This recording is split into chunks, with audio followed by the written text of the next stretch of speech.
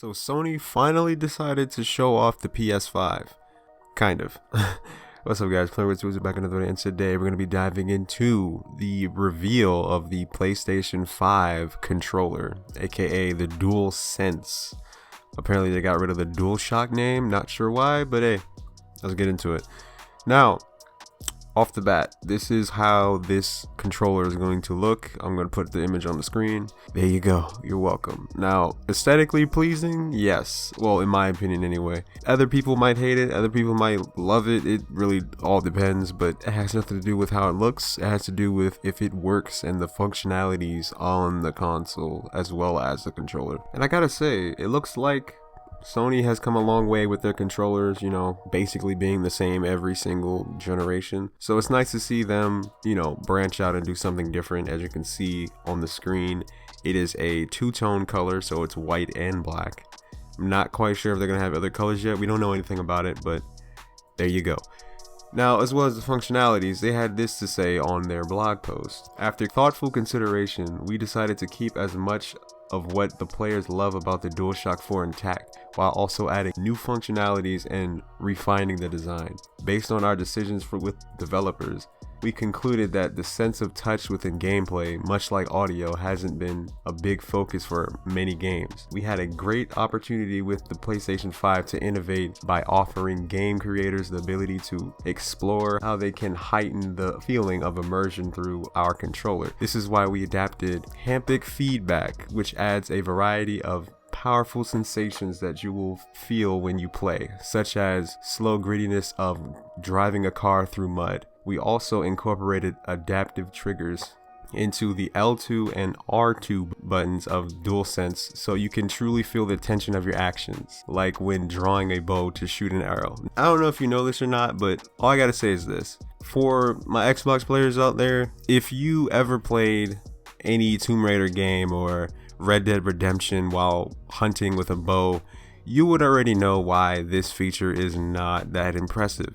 Simply because it's already been established on a console, which is called the Xbox One, and it has all these features thus far since 2013. So yeah, this is already outdated hardware that they're working with right now. Don't get me wrong, I think it's excellent that PlayStation fans will finally feel the greatness that is an Xbox controller, but it's kind of late in the game, in my opinion. But hey, let's keep reading. For the buttons, you'll notice there is no longer a share button as we had with the DualShock 4. Don't worry, it's not going away. In fact, we've built upon it. We built upon the success from our industry first share button to bring you a new create button feature. With create, we're once again pioneering new ways for players to create epic gameplay content to share with the world or just enjoy with themselves.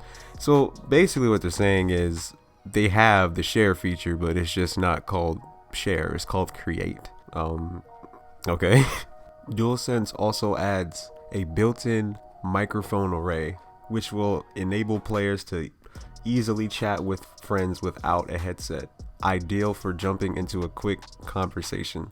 But of course, if you're planning to chat for a long period, it's good to have a headset handy. Basically, they're still gonna have the built-in microphone feature from the DualShock 4 controller, which, by the way, honestly, comment below if you actually even use that. Like, I mean, I don't think anybody does, like, unless you're really struggling in the financial department and you can't for some reason find a headset. But yeah, so I detect spoiler.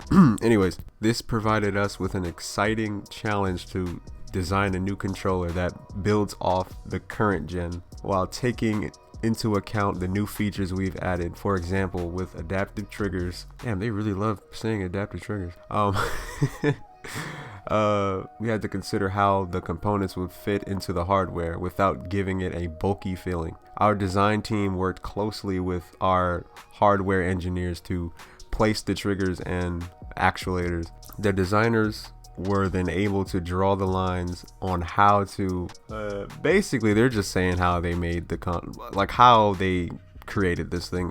We don't care, but apparently they're trying to work on a new design that's more, you know, I guess, economical, I suppose. As well as they're basically saying they're going to have a stronger battery life, which we'll see.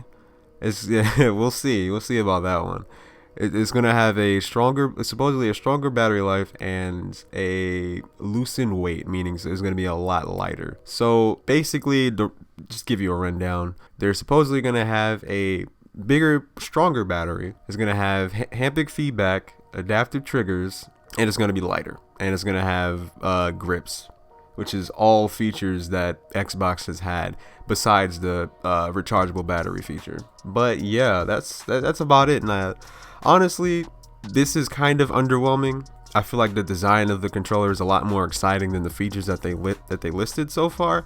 Who knows? It might have some new features, but honestly, ultimately, it's not impressive in my opinion. But let me know in the comment section below what you think about it. Do you think it's interesting? Do you think it's the greatest? I mean, I will say this, by far, this is on paper the greatest PlayStation controller ever made on paper. We would have to see how it feels. We have to see how the grips work, how the new design feels in the hands. They said they work closely with players and stuff like that, so they can, I don't know, get like the size right. So I'm assuming it's going to be a bigger, like a slightly, I don't know.